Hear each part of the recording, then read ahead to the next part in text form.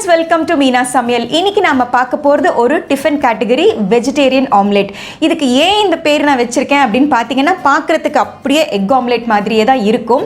இந்த டிஃபனோட ஸ்பெஷாலிட்டி என்ன அப்படின்னு பார்த்தீங்கன்னா இதுக்கு எந்த ஒரு பிளானிங் அண்ட் எக்ஸிகியூஷன் எதுவுமே தேவையில்லை. சாப்பிடணும் அப்படின்ட்டு முடிவு செஞ்சுட்டா டக்குன்னு போய் எல்லாத்தையும் கலந்துட்டு சிம்பிளாக செஞ்சிடலாம். சிம்பிளான இன்க்ரீடியன்ஸ், சிம்பிளான மெத்தட், ஈஸியான வெஜிடபிள்ஸ் எல்லாமே வீட்டில் இருக்கக்கூடிய சிம்பிளான இன்க்ரீடியன்ஸ் யூஸ் பண்ணி தான் இந்த ரெசிபியை நான் உங்களுக்கு செஞ்சு காட்ட போகிறேன். இது வந்து பிரேக்ஃபாஸ்ட்டுக்கும் சூட்டபிளாக இருக்கும், டின்னருக்கும் சூட்டபிளாக இருக்கும். அந்த எக் ஆம்லெட் மாதிரியே வந்து அந்த சாஃப்டாக வாபிலியாக வேணும்னா அந்த மாதிரியும் ஊற்றிக்கலாம், இல்லை கிறிஸ்பாக ரவா தோசை மாதிரி வேணும் அப்படின்னா அந்த மாதிரியும் செஞ்சுக்கலாம். ஸோ வாங்க இந்த simple and easy vegetarian omelette எப்படி செய்கிறது அப்படிங்கிறத பார்ப்போம். வெஜிடேரியன் ஆம்லெட் செய்ய தேவையான பொருட்கள்: கடலை மாவு 1 கப், பச்சரிசி மாவு 1/2 கப், பொடியாக நறுக்கிய வெங்காயம் 1/4 கப், பொடியாக நறுக்கிய தக்காளி 1, பொடியாக நறுக்கிய கேப்சிகம் ஒரு 1/2 எடுத்துக்கோங்க. அதுக்கப்புறமா பொடியாக நறுக்கிய இஞ்சி வந்து 1 டீஸ்பூன், 2 பச்சை மிளகா பொடியாக நறுக்கி வச்சுருக்கேன், ஒரு 1/2 teaspoon of red chilli powder, தேவையான அளவு கருவேப்பிலை, ஒரு 1/4 டீஸ்பூன் ஆஃப் பெருங்காயம், ஒரு 1/4 டீஸ்பூன் ஆஃப் ஆப்ப சோடா, ஒரு 1/4 டீஸ்பூன் ஆஃப் மஞ்சள் தூள், தேவையான அளவு உப்பு அண்ட் டோஸ்ட் பண்ணுறதுக்கு தேவையான அளவு எண்ணெய். அவ்வளோதான் தேவையான பொருட்கள். ஸோ வெஜிடேரியன் ஆம்லெட் எப்படி செய்கிறது அப்படிங்கிறத பார்ப்போம். முதல்ல ஒரு லார்ஜ் மிக்சிங் பவுலில் நம்ம இந்த கடலை மாவை சேர்த்துக்கலாம். அடுத்து அரிசி மாவு. நான் வந்து நல்ல தின்னாக கொஞ்சம் ரவா தோசை கன்சிஸ்டன்சியில் ஊற்ற போகிறேன். கொஞ்சம் கிறிஸ்பாகவும் எங்கள் வீட்டில் ரொம்ப பிடிக்கும், அதனால் கிறிஸ்பாக செய்ய போகிறேன், அதனால் அரிசி மாவு சேர்த்துருக்கேன். உங்களுக்கு சாஃப்டாக ஃப்ளஃபியாக வேணும் அப்படின்னு நீங்கள் நினச்சிங்கன்னா பச்சரிசி மாவுக்கு பதிலாக மைதா மாவை சேர்த்துக்கலாம். பொடியை நறுக்கிய வெங்காயம், பொடியை நறுக்கின கேப்சிகம், அடுத்து தக்காளி, அடுத்து பொடியை நறுக்கின இஞ்சி, அடுத்து வந்து கருவேப்பிலையை வந்து ஃபைனாக கட் பண்ணி போட்டுக்கலாம்.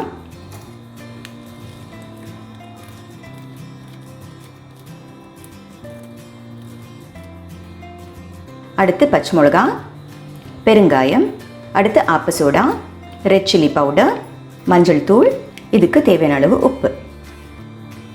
எல்லாத்தையும் நல்லா மிக்ஸ் பண்ணிடலாம்.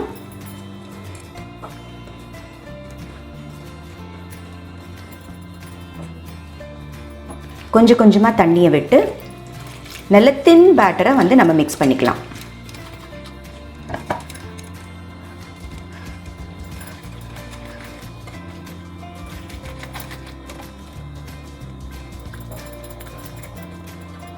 ஸோ இன்னும் கூட கொஞ்சம் தண்ணி சேர்த்துக்கலாம். ஸோ எந்த அளவுக்கு பேட்டர் வந்து தின்னாக இருக்குது அப்படிங்கிறத பாருங்கள். ஸோ அரிசி மாவு நம்ம சேர்த்ததுனால ஒரு பயமும் இல்லை, ரொம்ப ரொம்ப கிறிஸ்பியாக நல்லா வரும் இந்த தோசை. ரொம்ப பேட்டர் தின்னாக இருக்கே அப்படின்னு நம்ம வந்து கவலைப்பட வேண்டாம், ஏன்னா ரொம்ப தின்னாக இருக்கும்போது தான் நல்லா கிறிஸ்பியாக வரும். ஸோ இந்த பேட்டரை வந்து க்ளோஸ் பண்ணிவிட்டு ஒரு 5 மினிட்ஸ் வந்து நம்ம ரெஸ்டிங் டைம் கொடுக்கலாம். ஸோ ஆல்மோஸ்ட் ஒரு 5 மினிட்ஸ் முடிஞ்சாச்சு, நம்ம பேட்டரோட சிட்டிங் டைமும் முடிஞ்சாச்சு. ஸோ இப்போ ஒரு தவாவை ஹீட் பண்ணிவிட்டு நம்ம வந்து இந்த ஆம்லெட்டை ஊற்றிடலாம். ஒரு பேனை ஹீட் பண்ணிடலாம். ஸோ நல்லா சூடாகட்டும். ஸோ தவா வந்து நல்லா சூடாகிடுச்சு. மாவு வந்து நல்லா கலந்தாப்பில் வந்து எடுத்துக்கோங்க, ஏன்னா வந்து இஞ்சி அண்ட் அப்புறமா வெங்காயம் எல்லாம் வந்து கொஞ்சம் ஹெவியாக இருக்கிறதுனால கொஞ்சம் கீழே அடியில் செட்டில் ஆகிடும். ஸோ நல்லா கலந்தாப்பில் நீங்கள் வந்து ஸ்டியர் பண்ணிவிட்டு அதுக்கப்புறமா நம்ம ஊற்ற ஆரம்பிச்சிடலாம்.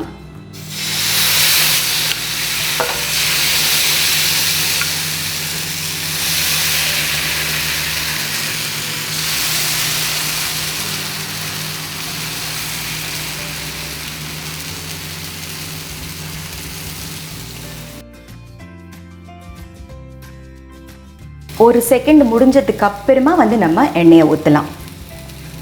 அதாவது மாவு வந்து கொஞ்சம் குக் ஆனதுக்கு அப்புறமா எண்ணெயை ஊற்றும்போது நல்லா எடுக்க வரும். ஸோ இப்போது ஒரு டீஸ்பூன் எண்ணெயை ஊற்றிடலாம். இந்த வெஜிடேரியன் ஆம்லெட் அப்படிங்கிறது வந்து நம்ம மெலிசாக வேணாலும் ஊற்றிக்கலாம், இல்லை கொஞ்சம் திக்காக வேணாலும் ஊற்றிக்கலாம்.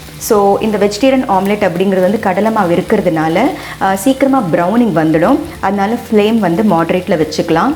பொறுமையாக மிதமான தீயில வந்து சுட்டெடுக்கும்போது நல்ல கோல்டன் ப்ரௌனாக அழகாக வரும். ஸோ சைட்ஸ் நீங்கள் பார்த்தீங்கன்னா நல்ல ப்ரௌனிங் வந்திருக்கு. ஸோ நம்ம பொறுமையாக எடுக்கலாம்.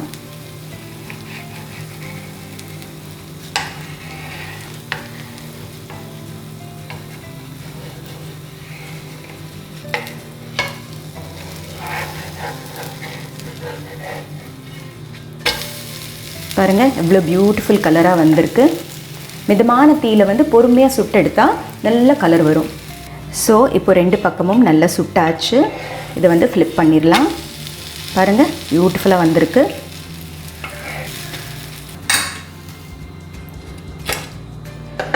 ஸோ பாருங்கள், நல்ல சாஃப்டாகவும் இருக்குது, மெல்லிஸாகவும் இருக்குது. அண்ட் இந்த வெஜிடேரியன் ஆம்லேட்டுக்கு தொட்டுக்க எந்த சட்னி வேணாலும் பொருத்தமாக இருக்கும். நான் வந்து புதினா, கொத்தமல்லி அண்ட் கருவேப்பிலை போட்டு ஒரு சிம்பிளான சட்னி செஞ்சுருக்கேன். இது எப்படி செய்கிறது அப்படிங்கிறது ஒரு சின்ன ஜஸ்ட்டில் சொல்லிடுறேன். தேங்காய், பச்சை மிளகா, சின்ன பீஸ் ஆஃப் இஞ்சி, ஒரு பல்லு பூண்டு, அப்புறமா வந்து கொத்தமல்லி, புதினா, கருவேப்பிலை, ஒரு சின்ன பீஸ் ஆஃப் புளி, தேவையான அளவு உப்பு போட்டு நல்லா ஸ்மூத்தாக மையாட்டாக அரைச்சிட்டேன். தேவையான அளவு தண்ணி விட்டு அதுக்கப்புறமா கடுகு, உளுத்தம்பருப்பு, காஞ்ச மிளகா தாளிச்சிருக்கேன். இதுக்கு வந்து காரசாரமான தக்காளி சட்னி கூட நல்லா இருக்கும். இல்லைனா இதிலேயே வந்து நிறைய ஸ்பைசஸ் இருக்கிறதுனால பிளெயின் டொமேட்டோ சாஸ் கூட ரொம்ப ரொம்ப பொருத்தமாக இருக்கும். So our vegetarian omelette is ready.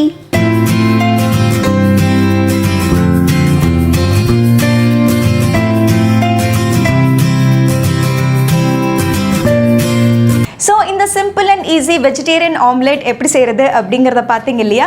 ரொம்ப ரொம்ப டேஸ்டியாக இருக்கும். கடலை மாவு ரொம்ப பிடிச்சி சாப்பிட்றவங்களுக்கு வந்து இது வந்து ஒரு சூப்பர் டிஃபனுங்க. ஸோ கண்டிப்பாக இந்த ரெசிபியை நீங்களும் ட்ரை பண்ணி பாருங்கள். ஸோ மீனா சமையலை பாருங்கள், லைக், ஷேர், சப்ஸ்கிரைப் பண்ணுங்கள். பை.